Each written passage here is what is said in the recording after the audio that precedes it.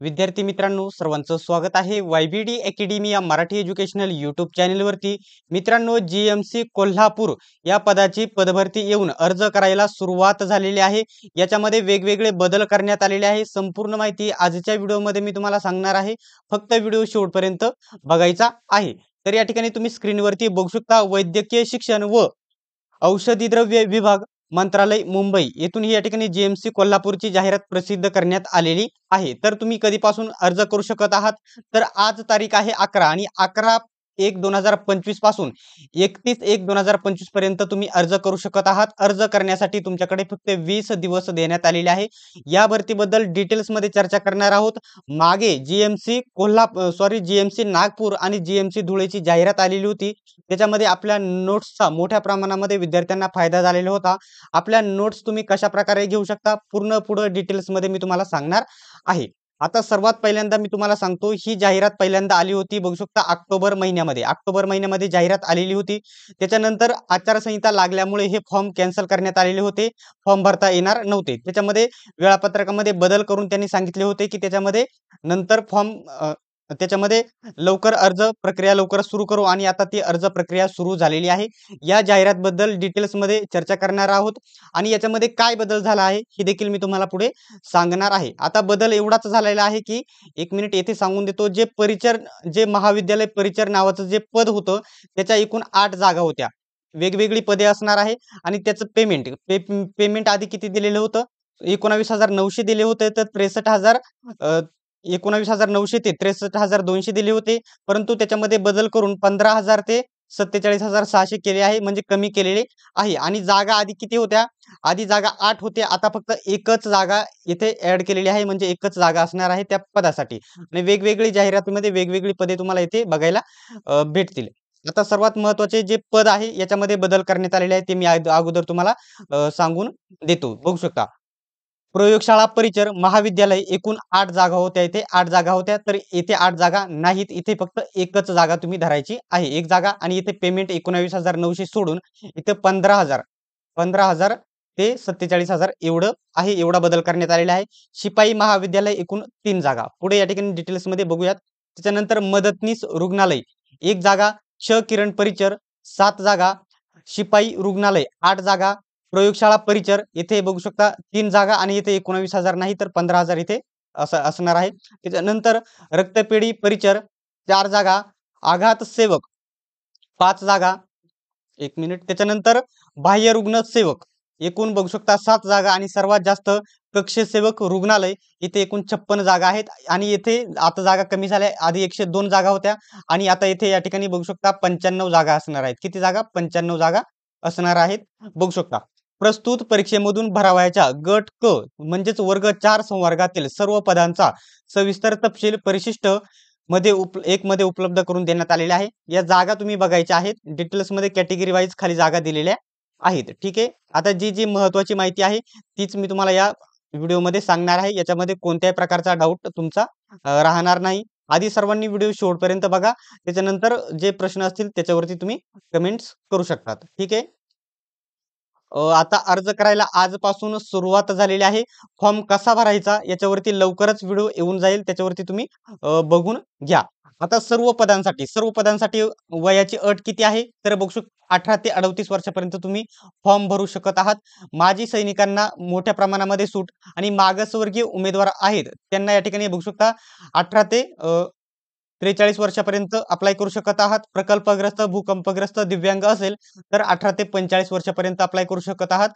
अंशकालीन पदवीधर असाल तर 18 ते 55 वर्षापर्यंत अप्लाय करू शकता आणि सर्वसाधारण 18 ते 38 वर्षापर्यंत अप्लाय करू शकत आहात। वयाच्या अटीबद्दल इथे पॉइंट दूर झालेला आहे। ठीक आहे आता नेक्स्ट जी महत्त्वाची माहिती आहे तीच आपण बघूयात। आता इथे आपण नोट्स बद्दल चर्चा करणार आहोत आणि जो अभ्यासक्रम सर्वात महत्त्वाचा तो देखील सांगणार आहे। सर्व पदांचा एकच अभ्यासक्रम आहे। गट ड च हे पद असणार आहे म्हणजे वर्ग 4 समकक्ष सर्व पदे असणार आहेत। आता जे तुम्हाला असणार आहे मराठी व्याकरण 25 प्रश्न असणार आहे आणि त्याला या ठिकाणी 50 गुण असणार आहे। येथे स्पष्ट होते की एका प्रश्नाला तुम्हाला 2 गुण असणार आहेत। त्याच्यानंतर इंग्रजी व्याकरणाचे 25 प्रश्न 50 गुण असणार आहेत। त्याच्यानंतर सामान्य ज्ञान मध्ये 25 प्रश्न आणि त्याला 50 गुण असणार आहेत। त्याच्यानंतर बौद्धिक चाचणी किंवा अंकगणित, जास्त करून याच्यामध्ये तुम्हाला बुद्धिमत्ता विचारली जाईल आणि गणित देखील असेल. 25 प्रश्न 50 मार्कासाठी. एकूण प्रश्न किती असतील तुम्हाला? 100 प्रश्न राहतील आणि त्याला 200 गुण राहतील. आता याच्यामध्ये बघू शकता अधिकाधिक 2 गुण ठेवण्यात आलेले आहे. याच्यामध्ये मुलांचा एक प्रश्न राहील की याला निगेटिव्ह मार्किंग आहे का? तर याला निगेटिव्ह मार्किंग नाही. हा पॉइंट लक्षात ठेवायचा आहे. आता बघू शकता मराठी व्याकरण, इंग्रजी व्याकरण, सामान्य ज्ञान, गणित, बुद्धिमत्ता असे 4 विषय तुम्हाला हे असणार आहेत. आणि सर्वात बेस्ट म्हणजे आपल्याकडे मराठी व्याकरणाच्या एकदम बेस्ट नोट्स, ज्याप्रमाणे TCS आता ही परीक्षा कोण घेणार आहे? तर ही परीक्षा IBPS घेणार आहे. फॉर्म कसा भरायचा याच्यावरती लवकरच व्हिडिओ आलेला तुम्हाला बघायला भेटेल येत्या 4-5 तासामध्ये. ठीक आहे. आता इथं मराठी व्याकरण विचारलं आहे. मराठी व्याकरणाच्या बेस्ट नोट्स आपल्याकडे भेटतील. इंग्रजी व्याकरण बेस्ट नोट्स भेटतील. याच्यामध्ये सर्व आता मराठी व्याकरण जे असणार आहे ही बघू शकता 150 पानांची जी PDF तुम्हाला इथे भेटून जाईल. इंग्रजी व्याकरणाची बघू शकता 200 पानांची PDF तुम्हाला भेटून जाईल. तुम्ही झेरॉक्स काढू शकता. आणि सर्वात महत्त्वाचे जे सामान्य ज्ञान आहे, सामान्य ज्ञान वन लाइनर असणार आहे. 3500 प्लस याच्यामध्ये प्रश्न कव्हर करण्यात आलेले आहे. याच्या बाहेरचा प्रश्न जाणार नाही. ही देखील 250 पानांची PDF भेटेल आणि गणित बुद्धिमत्ता या ठिकाणी 300 पानांची PDF भेटेल. सर्व झेरॉक्स तुम्ही काढू शकतात आणि या सर्व नोट्स तुम्ही बघू शकता 169 मध्ये तुम्ही खरेदी करू शकता. फक्त 4ही विषयांच्या नोट्स 169 मध्ये खरेदी करू शकता. या नोट्स फक्त 169 फक्त या ठिकाणी 20च मुलांना भेटणार आहे. नंतर याची किंमत वाढवली जाईल. आता या नोट्स घेण्यासाठी तुम्हाला काय करायचं आहे?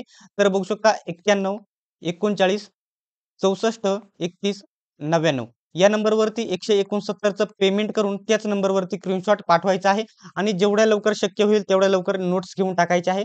लवकरच ही परीक्षेची तारीख देखील तुम्हाला आलेली बघायला भेटेल आणि ही परीक्षा IBPS घेणार आहे.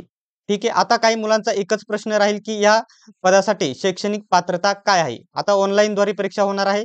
CBT होणार आहे सर्वांना माहीतच आहे. आता या ठिकाणी जे अभ्यासक्रम सोडता आपण अभ्यासक्रम बघितला तर याची शैक्षणिक पात्रता काय आहे हे आपण बघूयात. ठीक आहे. 1 मिनिट. आता तुम्ही येथे बघू शकता अभ्यासक्रम बघितल्याच्या नंतर जी तुमचं शिक्षण आहे फक्त आणि फक्त जर तुम्ही 10वी पास असाल 10वी पास असेल तरी देखील तुम्ही या पदांसाठी फॉर्म भरू शकत आहात. ठीक आहे. आणि बघू शकता मराठी भाषेचे ज्ञान असणे गरजेचे आहे. आता सर्वांना मराठी भाषा चांगल्या प्रकारे लिहिता वाचता बोलता येतच असेल. त्याच्यामुळे याचा एवढा काही महत्त्वाचा हा पॉइंट नाही. फक्त 10वी पास उमेदवार महिला आणि पुरुष दोन्ही याच्यासाठी अर्ज करू शकत आहात. ठीक आहे. आता जर मुलांचा दुसरा प्रश्न राहील की याच्यामध्ये कागदपत्रे काय लागतील? तर जेवढे कॉमन कागदपत्रे आहे 10वी 12वी जे असेल प्रकल्पग्रस्त असेल तर त्याचं सर्टिफिकेट, भूकंपग्रस्त असेल तर त्याचं सर्टिफिकेट असे कॉमन कागदपत्र आहे. हा स्क्रीनशॉट देखील तुम्ही काढून घेऊ शकता. आता इथं खाली जाहिरात ही जाहिरात तुम्हाला आपल्या जो स्पेशल तुम्हाला WhatsApp ग्रुप देणार आहे त्याच्यावरती बघायला भेटेल. आता इथं प्रयोगशाळा परिचर आता इथे आधी दिल्या होत्या 8 जागा. 1 मिनिट. आता इथं 8 जागा दिल्या होत्या. या सर्व जागा इथे कॅन्सल झालेल्या आहेत. सर्व जागा कॅन्सल झालेल्या आहेत.